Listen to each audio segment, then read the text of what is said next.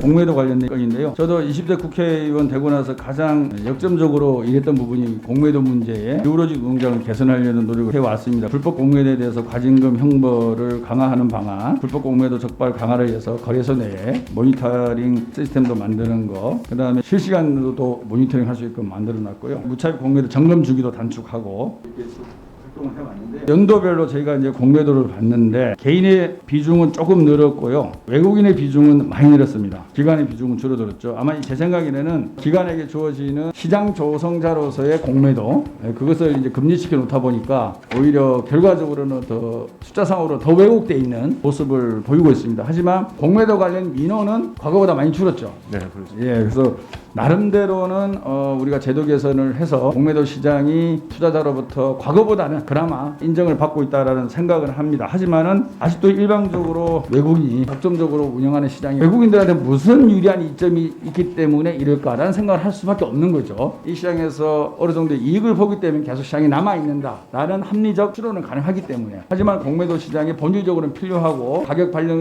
기능에 있어서는 긍정적 측면이 있다라는 부분은 저도 충분히 동의합니다. 지금 이제 개인들이 가장 불만을 갖고 있는 것은 빌린 주식을 상환하는 상환 기간에 대한 불만이 있거든요. 기관들은 상환에 대한 기간이 없죠. 무제한으로 주식을 빌려서 쓸 수 있고 상환 요청 콜이 있을 때만 상환을 하게 되는 것이고, 개인은 60일에서 지금 금융위 발표는 90일에서 플러스 알파까지 해주겠다 이런 발표를 했습니다. 그런데 외국인들이 그다음에 우리 기관들이 주식을 빌려가서 갚는 기간을 보면은 193일, 171일이에요. 그러면은 6개월, 5개월, 그죠? 금융위가 얘기한 90일보다 훨씬 더 쓰고 있다는 거예요. 금융위가 개선 방안을 내놓은 것을 하더라도 여전히 평균적으로 보면 개인보다는 기관과 외국인이 주식을 빌려서 되갚는 기간의 폭이 크다는 거고, 이런 측면에서는 개인이 여전히 불리할 수 있다라는 생각을 하거든요. 저는 개인도 외국인과 기관처럼 증권사 자율로 이 상환 기간을 무한정 연장을 해도 무방하지 않느냐, 그런 생각을 합니다. 네, 일단 그 의원님 말씀하신 대로 90일로 연장을 했고 또 거기에서 또 연장을 할 수 있게 해놨기 때문에 지금 제도 개선한 상황을 좀 보면서 판단을 하는 게 좋지 않을까 그렇게 생각을 합니다. 연장이 가능하면 누가 결정합니까?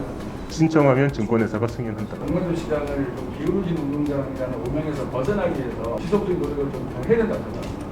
국회도 함께하도록 하겠습니다. 예, 계속해서 살펴보도록 하겠습니다.